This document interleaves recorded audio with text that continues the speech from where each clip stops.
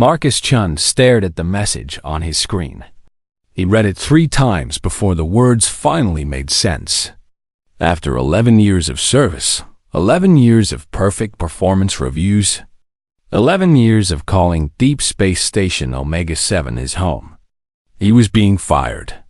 Report to Commander Veltar's office immediately, the message said. Nothing more. Marcus stood up from his workstation and looked around the communications bay.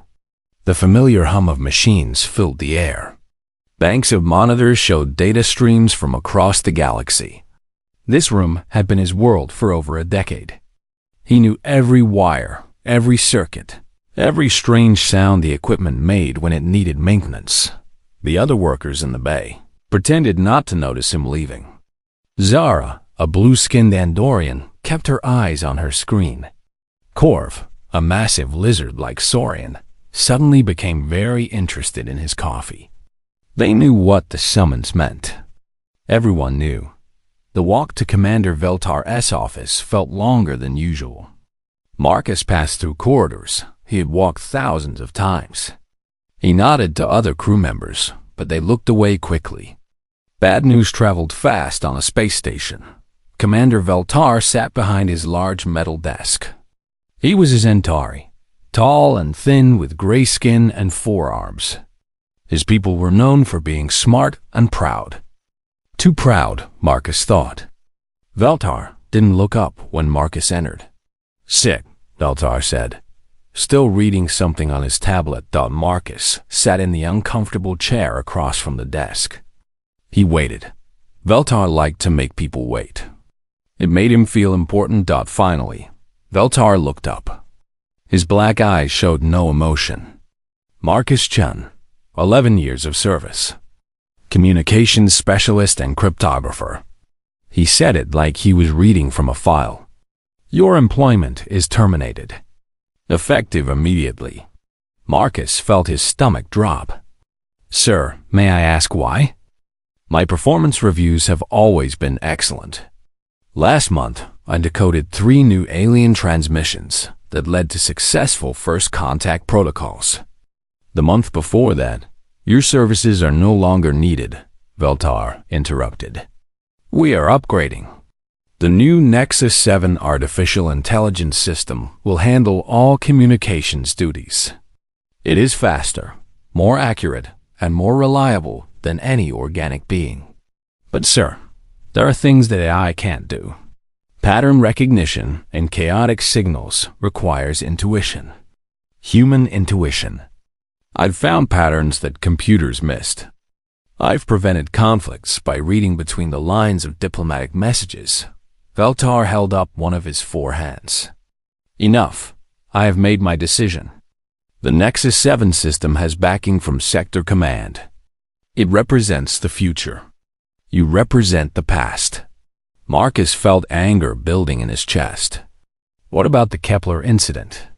When the trading station went silent, NEXU's prototype couldn't understand the distress pattern. I decoded it in 2 hours. Saved 300 lives. Lucky guess, Veltar said with a wave of his hand. The new system has been improved. It will not make such oversights. It wasn't a lucky guess, Marcus said, his voice getting louder. It was experience. Pattern recognition. The ability to think outside the box. These are human strengths that human limitations, Veltar corrected. Your species thinks in chaotic, unpredictable ways. This causes errors. The Nexus 7 thinks logically. It processes data without emotion or bias. It is superior. Marcus stood up. Superior? Commander, I've worked with AI systems for years. They're tools. Useful tools, but they can't replace human judgment. They can't make leaps of logic or see patterns that don't fit standard models. Veltar finally stood as well. Even sitting, he was tall. Standing, he towered over Marcus. Your opinion is noted and dismissed. Pack your belongings. A transport ship will arrive tomorrow to take you back to human space. Perhaps you can find work more suited to your species' limited capabilities. The insult hit harder than a physical blow. Marcus had given 11 years of his life to this station. He had made friends here. He had solved problems that others couldn't solve. He had kept communications running during 3 different crisis situations. And now he was being dismissed like a broken piece of equipment. What about the others? Marcus asked. Zara, Corv, the rest of the communications team? They will remain to assist Nexus-7 during the transition period, Veltar said. Once the system is fully operational, we will evaluate their usefulness. Marcus understood. Soon, all the organic crew members would be gone. Veltar wanted an all-AI operation. It would look good on his record. Modern, efficient. The fact that it might not work didn't matter to him. I see, Marcus said quietly. May I have a moment to gather my personal items? You have 1 hour, Veltar said, already looking back at his tablet. Security will escort you to ensure you take only personal belongings. Marcus walked back to the communications bay in a daze. A security robot floated nearby, watching his every move. The other workers still avoided looking at him. He understood. They were scared for their own jobs. Marcus opened his desk drawer and pulled out a small box. Inside were personal items collected over 11 years. A photo of Earth, a lucky coin his grandfather had given him, a small crystal that Zara had brought back from her home planet, some data chips containing his personal algorithms for pattern recognition. He also took his notebook. It was old-fashioned, made of real paper. Most people used electronic tablets, but Marcus liked writing by hand. The notebook contained years of observations about signal patterns, notes about alien communication methods, and ideas for new decoding techniques. That's primitive technology, the security robot buzzed. Why do you keep it? Marcus looked at the notebook. Because sometimes the old ways work better than the new ways. The robot didn't understand. How could it? It was programmed to think that newer always meant better. Marcus packed his few belongings into a small bag. Around him, the Nexus-7 system was already being installed. New processors, new displays, new everything. It looked impressive. Very modern. Very expensive. As he prepared to leave, Marcus noticed something on one of the monitors. Strange signals were coming from the outer rim. Faint patterns that didn't match any known sources.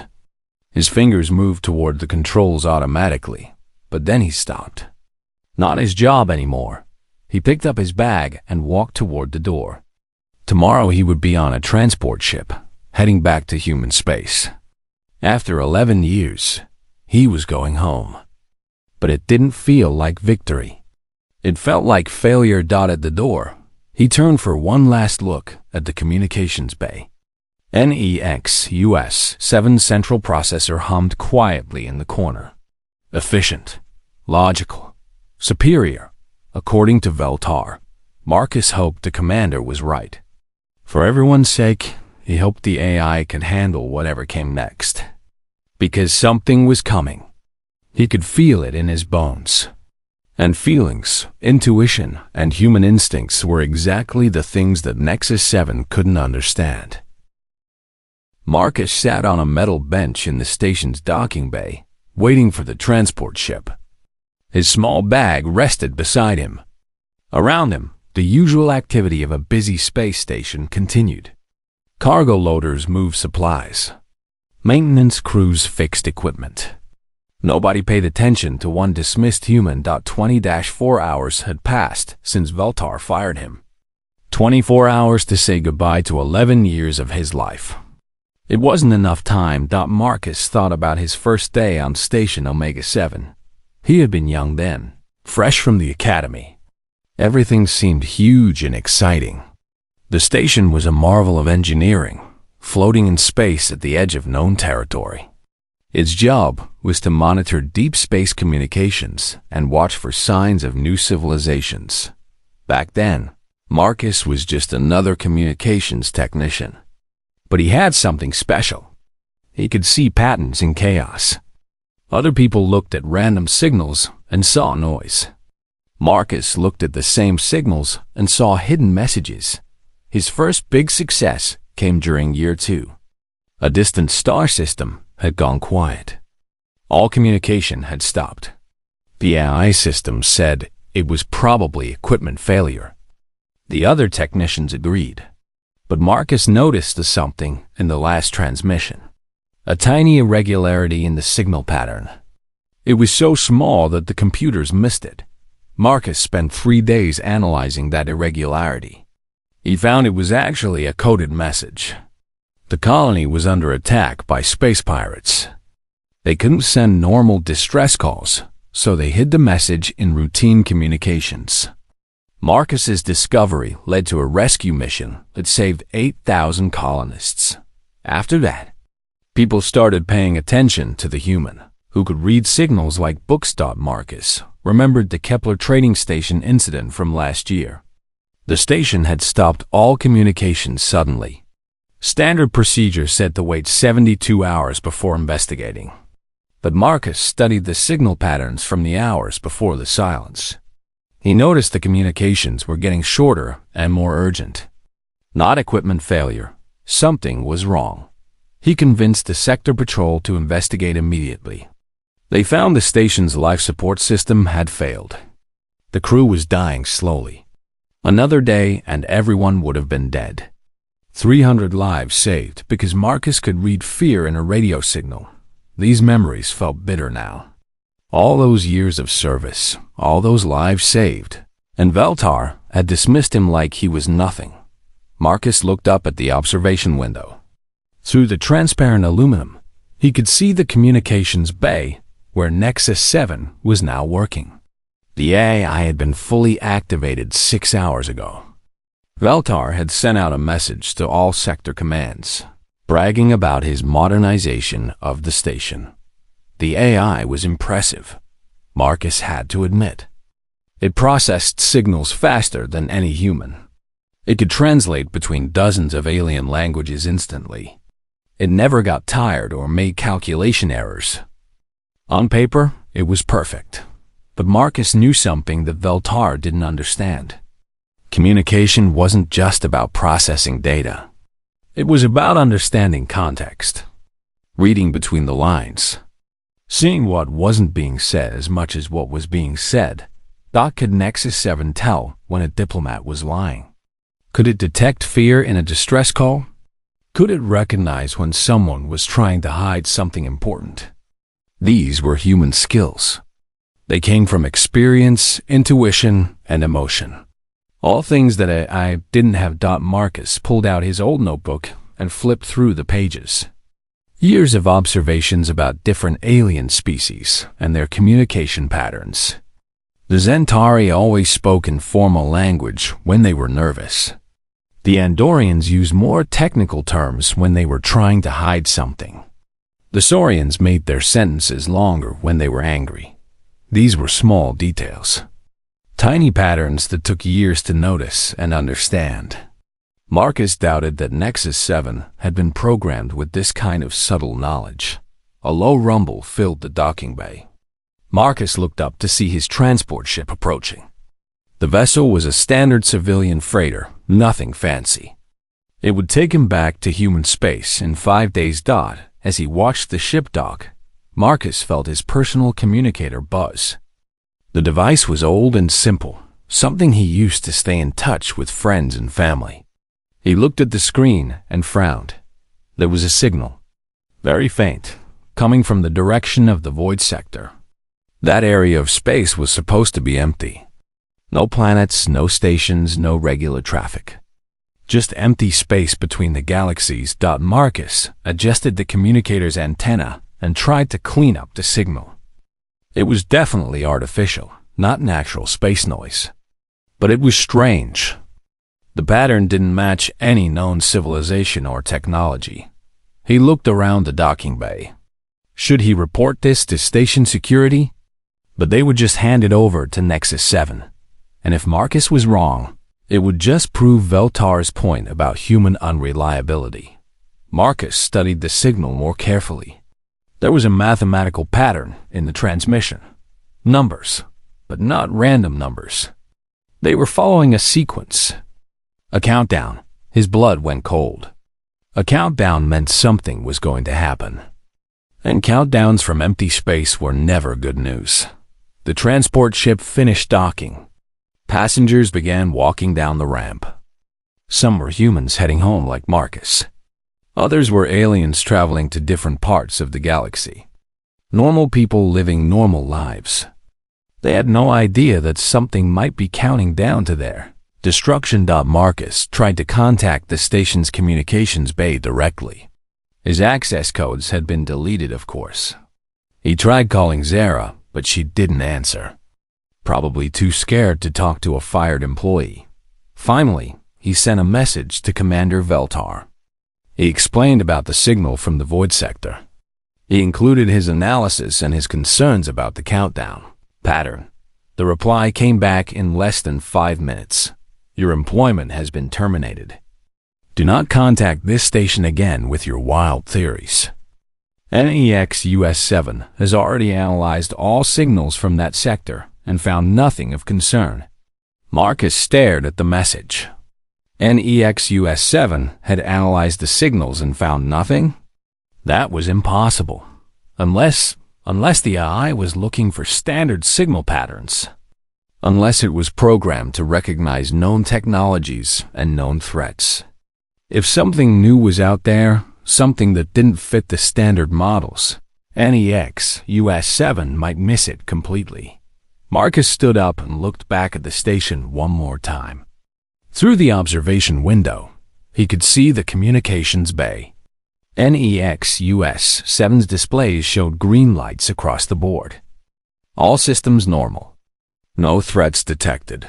But Marcus's personal communicator was still picking up that faint countdown signal. And it was getting stronger. A voice from the transport ship called out, "All passengers aboard. Departure in 10 minutes. Marcus picked up his bag and walked toward the ship. There was nothing more he could do. He had tried to warn them. If Veltar wanted to trust his precious AI over human intuition, that was his choice. As Marcus climbed the ramp into the transport ship. He took one last look at Station Omega-7. It had been his home for 11 years. Now it felt like a tomb. The countdown signal was definitely getting stronger. 36 hours after Marcus left Station Omega-7, the signals from the void sector became impossible to ignore. But Nexus 7 was still ignoring them. Commander Veltar stood in the communications bay, watching the AI system work. Banks of monitors showed data from across the galaxy. Everything looked peaceful and organized. The AI processed each signal with perfect efficiency, translating alien languages and filing reports with mechanical precision. Nexus 7, Veltar said. Show me the analysis of signals from Sector 7 Alpha 9. A smooth artificial voice responded immediately. Sector 7 Alpha 9 shows normal background radiation. Some irregular pulsar activity detected. Classification: natural phenomena. Threat level: 0. Veltar nodded with satisfaction. Excellent. Continue monitoring. The AI had been working perfectly for over a day. No errors, no miscommunications, no human-style emotional interpretations of data. Everything was logical and efficient. Veltar felt proud of his decision to modernize the station. Across the room, Zara worked at her station. The blue-skinned Andorian had been Marcus's closest friend on the station. She kept glancing at the monitors showing the void sector data. Something was bothering her, but she didn't know what. Nexus 7, she said quietly. Can you show me the raw signal data from the void sector? Displaying raw data, the AI responded. Zara studied the patterns on her screen. To her eyes, it looked like random noise. But she remembered how Marcus used to stare at similar patterns for hours. He always said the chaos had its own kind of order, if you knew how to look for it. She missed Marcus. The communications bay felt different without him. Colder, more mechanical. Meanwhile, on the civilian transport ship Starrunner, Marcus sat in his small passenger cabin. His personal communicator was on the desk, still picking up those strange signals. For the past 12 hours, he'd been studying them obsessively. The patterns were becoming clearer. The mathematical sequence was definitely a countdown. Marcus had calculated that it would reach 0 in about 17 hours. But countdown to what? He had also noticed something else. The signals weren't coming from one source. There were at least 12 different transmission points, all sending the same countdown. They were arranged in a perfect geometric pattern around the void sector. Marcus pulled out his notebook and started drawing diagrams. 12 points. Equal distances.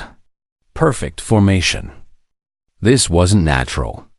It wasn't random. Someone or something was out there, and they were coordinating a massive operation. The more he studied the signals, the more worried he became. The technology was unlike anything he had seen before. It didn't match human, Centauri, Andorian, Saurian, or any other known civilization's communication methods.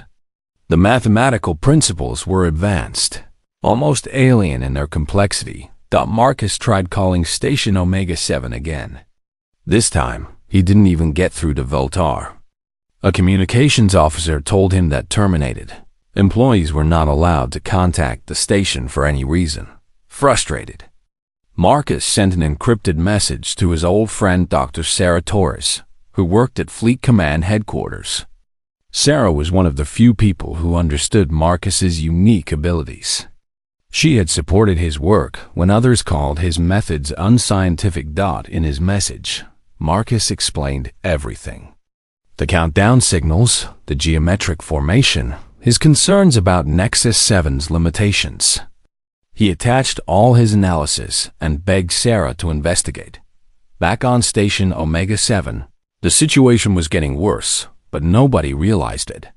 NEX-US-7 continued to classify the signals as natural phenomena. The AI's programming looked for known patterns and known technologies. When it found something that didn't fit the standard models, it simply ignored it. This was exactly what Marcus had feared would happen. Veltar was in his office, writing a report about the station's successful modernization. He planned to send it to Sector Command with recommendations for other stations to follow his example. He was sure this would help his career. A soft chime indicated an incoming message. Veltar opened it and frowned. It was from some human at Fleet Command, asking about unusual signals from the void sector. The message mentioned Marcus Chun by name and requested detailed analysis of recent communications. Veltar deleted the message without responding. Marcus was clearly spreading his wild theories to anyone who would listen. Veltar wouldn't waste time on the paranoid fantasies of a dismissed employee. On the Starrunner, Marcus was becoming more desperate. The countdown was accelerating. What had been a steady pattern was now speeding up. As if something was approaching a critical point, Marcus studied his star charts. The void sector was positioned between the known galaxy and the unexplored regions beyond. If something was coming from that direction, it would have a clear path to all the inhabited systems. He calculated distances and travel times. If a hostile force was coming from the void sector, they could reach the outer colonies in less than 20 hours. They could reach the core systems within a week. Marcus tried one more. Time to contact Station Omega-7. This time he used an emergency channel that was supposed to be monitored at all times. Station Omega-7. This is Marcus Chun. I am detecting hostile signals from the void sector. You are in immediate danger. Please respond. The reply came quickly. Mr. Chen, you are no longer authorized to use emergency channels. Your contact privileges have been revoked. Do not contact this station again. Marcus stared at the communicator in disbelief. They wouldn't even listen to him. Even when he used the word hostile, they dismissed him. On Station Omega 7, NEX US-7 detected the unauthorized use of emergency channels. The AI immediately traced the signal back to the Star Runner and identified Marcus as the sender. Commander Veltar, the AI announced.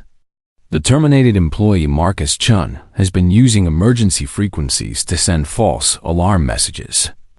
Recommend blocking all communications from his current location. Veltar smiled coldly. Do it. Block all communications from that ship. If Marcus Chen wants to spread panic, he can do it somewhere else. With a few electronic commands. NEX US-7, cut off all communication between the Star Runner and Station Omega 7. Marcus was now completely isolated. Watching a countdown to disaster that only he could see. The countdown showed 16 hours remaining. In the void sector. Something vast and ancient stirred. 12 massive shapes, each one larger than a space station, moved through the darkness between stars. They had been waiting for millennia, dormant in the cold emptiness. Now they were awakening. The countdown had begun long ago, when their sensors detected the expansion of organic civilization into this region of space. The young races had grown too numerous, too confident. It was time for harvesting. The devourers were coming, but the organic races didn't know this. Their artificial intelligence couldn't recognize the threat. Only one human, dismissed as obsolete and unreliable, understood what was approaching. Marcus Chun sat in his tiny cabin, watching the countdown tick toward zero, knowing that millions of lives hung in the balance, and knowing that nobody would listen to him in time. The signals from the void sector grew stronger. Soon, they would be impossible to ignore. But by then, it might be too late. Marcus was staring at his communicator when it suddenly burst to life with an incoming signal. But this wasn't the strange countdown from the void sector. This was something else entirely. Marcus Chun, respond immediately. Priority Alpha clearance. This is Admiral Torres. Fleet Command. Marcus nearly dropped the device. Admiral Torres? His friend Sarah had been promoted? And Priority Alpha clearance meant this was a matter of galactic security. Admiral Torres, this is Marcus Chen responding. The screen flickered and showed the face of his old friend. Sarah Torres looked older now, with gray streaks in her dark hair and worry lines around her eyes. She wore the uniform of a fleet admiral, which meant she was one of the most powerful military officers in human space. Marcus, thank God I found you, Sarah said. We need to talk. Activate Quantum Encryption Protocol 7. Marcus's fingers moved across the controls. Quantum encryption was used for the most sensitive military communications. Whatever Sarah wanted to discuss, it was serious. Encryption active, Marcus said. Sarah, what's going on? We've been monitoring unusual signals from the void sector, Sarah said. Our deep space sensors picked them up 18 hours ago. At first, we thought they were natural phenomena. But then I got your message. Marcus felt relief wash over him. Finally, someone was taking this seriously. I've been analyzing those signals for 2 days, Marcus said. They're not natural. They're artificial, and they're counting down to something. I calculate about 14 hours remaining. Sarah's expression grew darker. Our analysis suggests the same timeline. But Marcus, this is bigger than you think. We've identified the source of those signals. What do you mean? The signals match a pattern from our historical archives. Very old archives. From the first wave of galactic exploration over 1,000 years ago. Marcus frowned. 1,000 years ago? That's before humans left Earth. Before we had any contact with alien civilizations. Exactly, Sarah said. These signals were recorded by the first Centauri exploration ships. They found evidence of an ancient civilization in the void sector, something called the Devourers. The name sent a chill down Marcus's spine. Devourers? Machine intelligences, ancient beyond imagination. They appeared during the early days of galactic civilization and systematically destroyed entire star systems. The survivors called them Devourers because they consumed everything: planets, ships, entire civilizations. Sarah paused and looked at something off-screen. According to the records, the Devourers went dormant about 800 years ago. Everyone assumed they had shut down permanently. But now they're waking up, Marcus finished. It appears so. And Marcus, we have a problem. Our standard military AI systems can't understand Devourer technology. Their attack patterns are too advanced, too adaptive. Every time our predecessors tried to fight them using conventional tactics, the Devourers learned and countered instantly. Marcus began to understand why Sarah was calling him. But humans weren't around during those wars. We don't think like the other species. Exactly. According to the historical records, the only successful resistance against the Devourers came from species that used unpredictable, chaotic tactics. Species that could think outside established patterns. Species like humans. Species like humans, Sarah confirmed. Marcus, I'm officially reactivating your military commission. Field promotion to Fleet Cryptographic Specialist with full tactical authority. Marcus stared at the screen. Sarah, I was just fired from my job. Valtar said I was obsolete. Valtar is a fool, Sarah said flatly. And he may have doomed his entire sector. Our intelligence indicates that Station Omega-7 is directly in the path of the Devourer advance. They'll hit it first. The station is protected by Nexus 7 now, Marcus said. Valtar thinks the AI is superior to human judgment. Sarah's expression became grim. Marcus, NEX US-7 is based on Centauri logic systems. The same type of logic that failed against the Devourers 800 years ago. If the station relies on that AI for defense, everyone there will die. Marcus felt sick. Zara was still on that station. Corv and dozens of other friends and colleagues. Even Veltar, arrogant as he was, didn't deserve to die. What do you want me to do? Marcus asked. We're dispatching a fleet task force to your location immediately, Sarah said. The ship you're on will rendezvous with us in 6 hours. From there, we'll proceed to Station Omega-7. Will we be in time? That depends on how fast the Devourers move once they begin their attack, Sarah said. But Marcus, I need you to understand something. This isn't just about saving one space station. If the Devourers are truly awakening, they'll eventually target all inhabited systems. This could be the beginning of a war for the survival of galactic civilization. The weight of responsibility settled on Marcus's shoulders. What makes you think I can help? I'm just one person. You're not just one person, Sarah said firmly. You're a human who can see patterns in chaos. You can think in ways that AI cannot predict. During the first Devour Wars, that kind of thinking was the only thing that worked. Sarah looked at her watch. I have to go. The task force is already moving. Captain Rivera will contact you with detailed instructions when we rendezvous. Sarah, wait, Marcus said. What about Station Omega-7? Can we warn them? We've tried, Sarah said sadly. Commander Veltar refuses to accept our communications. He claims we're spreading panic based on the fantasies of a dismissed employee. Marcus's anger flared.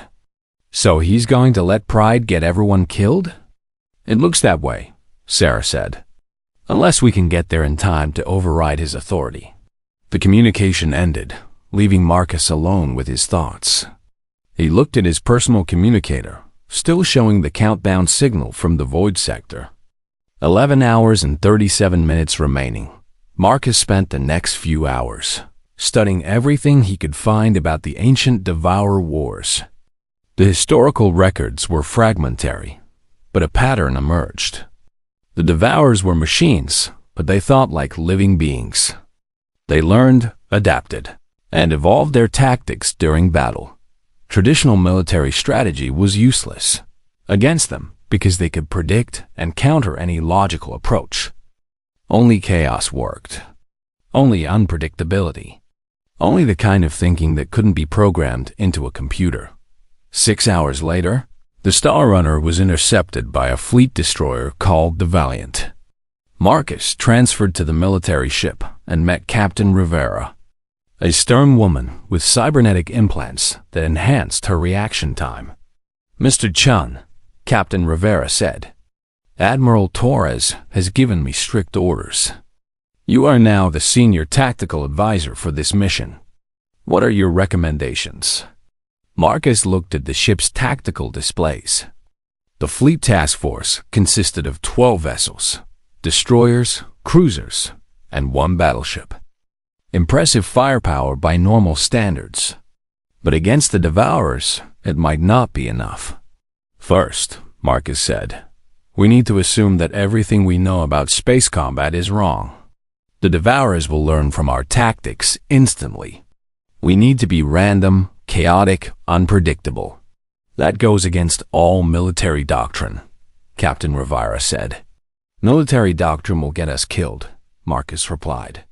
"The Devourers have been studying organic tactics for thousands of years. They know how we think. Our only advantage is that they've never encountered humans before." Marcus pointed to the countdown display. "We have 9 hours before they reach full activation. 9 hours to save Station Omega-7 and figure out how to fight something that's smarter than our smartest AI." Captain Rivera nodded grimly. "Then we'd better hurry."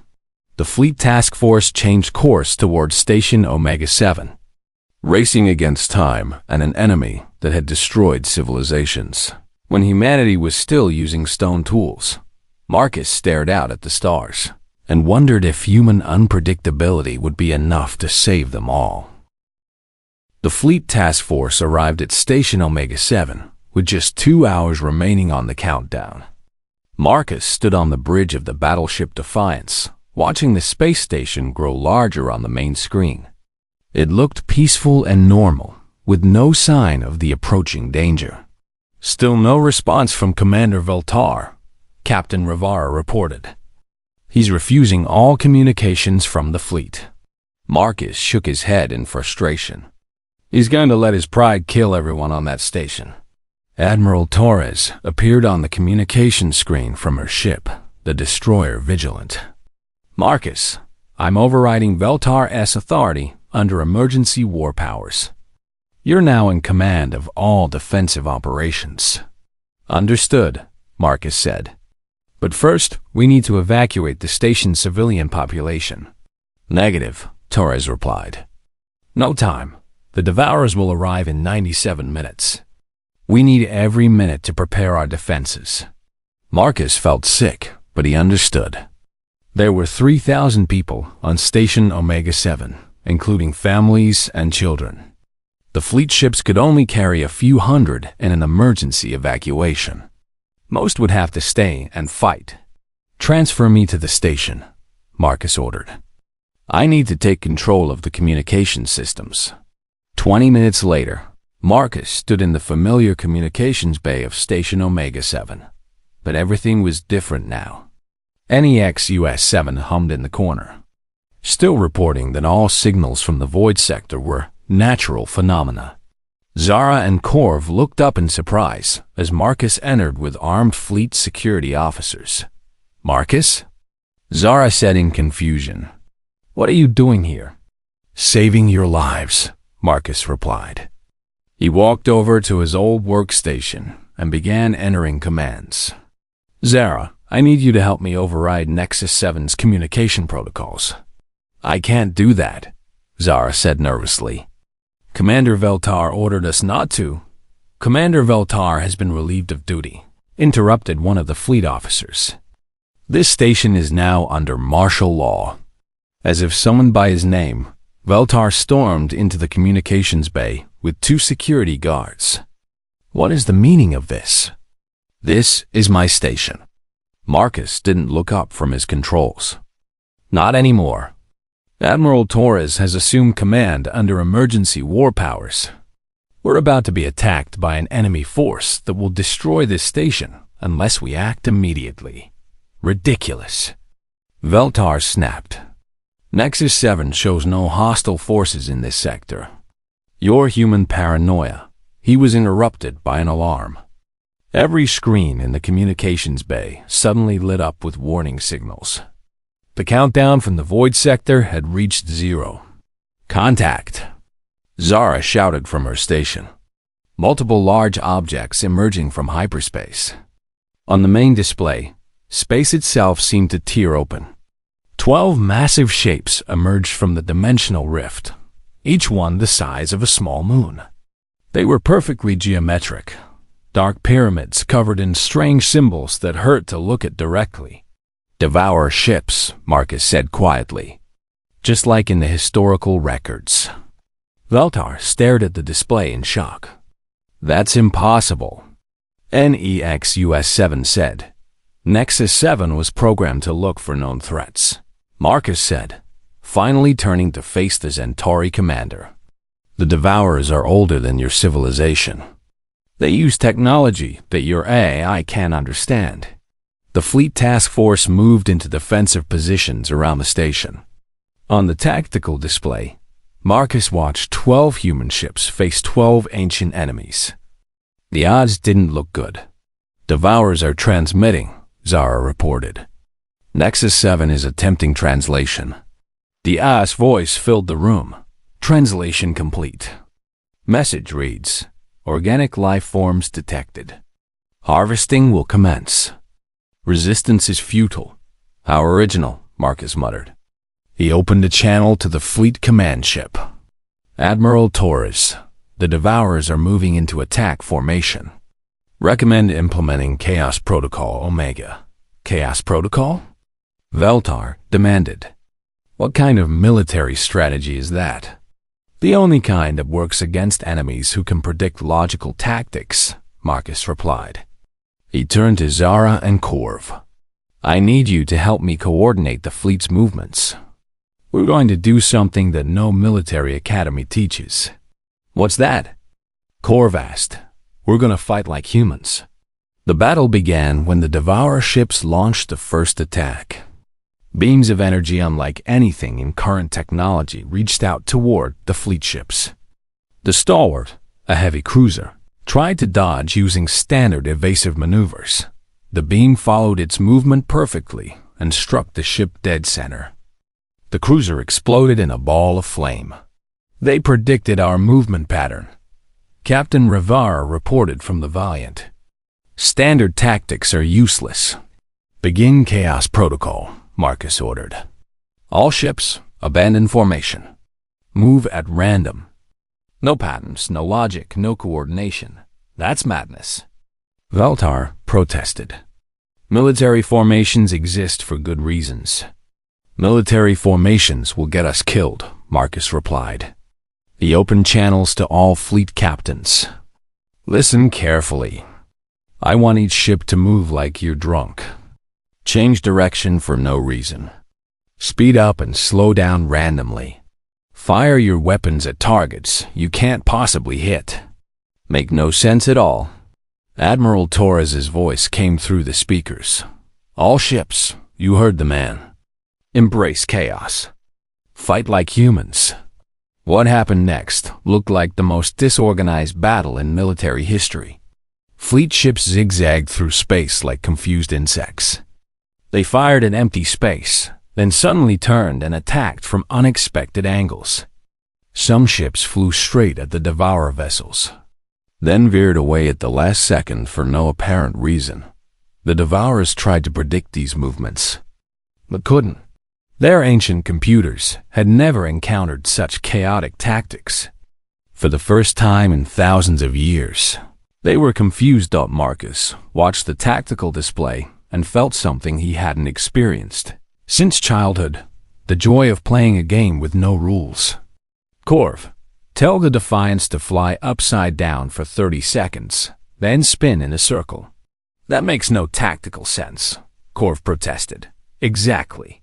That's why it will work. The battleship Defiance rolled over and began spinning like a child's toy. A Devourer beam that should have destroyed the ship missed completely, passing through the space where logic said the ship should have been. But the Devourers were learning. Marcus could see them adapting their tactics, trying to find patterns in the chaos. Soon they would figure out human unpredictability. We need to end this quickly, Marcus said. He studied the enemy formation and noticed something. The 12 Devourer ships were still maintaining their perfect geometric pattern. They couldn't break their programming completely. That's their weakness, Marcus realized. They're machines. Even when they try to be random, they follow patterns. He opened the channel to Admiral Torres. Admiral, I need all ships to converge on the center of the Devourer formation. Full speed, no coordination, completely random approach vectors. That's suicide, Torres replied. We'll be flying directly into their combined firepower. Trust me, Marcus said. And remember, don't think. Just react. The fleet ships abandoned all pretense of tactics and charged toward the center of the Devourer formation. It looked like a desperate final attack by defeated forces. The Devourers concentrated their fire on the approaching ships. The destroyer Swift was destroyed. The cruiser Guardian lost its engines.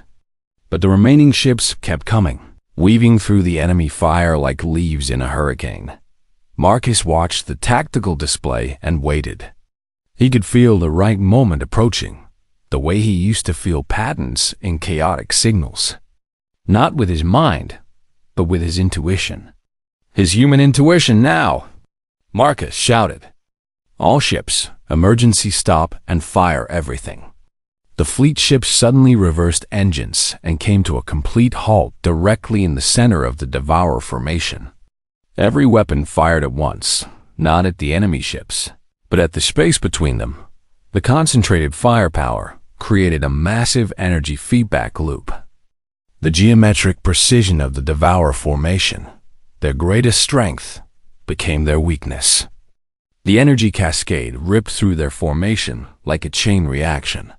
One by one, the ancient ships began to shut down. Their perfect order had been disrupted by perfect chaos. The remaining Devourers transmitted a final message. Error. Does not compute. Withdrawing to analyze new tactical parameters, the surviving enemy ships disappeared back into hyperspace, retreating to the depths of space where they had slumbered for centuries. Marcus slumped in his chair, exhausted. Around him, the communications bay was silent except for the hum of machinery and quiet celebration from the fleet ship's dock commander. Veltar stared at the displays showing the enemy retreat. How did you know that would work? Marcus looked at his old boss and smiled tiredly. I didn't know. I just felt it was right. That's what makes humans different from machines. We can act on instinct, on feeling, on pure intuition. We can be illogical. Nexus 7 could never have done that, Zara said quietly. No, Marcus agreed. The AI thinks logically. It follows patterns. But sometimes the best solution is the one that makes no sense at all. Admiral Torres appeared on the communication screen, smiling broadly. Outstanding work, Marcus. The Devourers are retreating beyond sensor range. They'll probably go dormant again for a few centuries while they try to figure out what happened. Marcus nodded.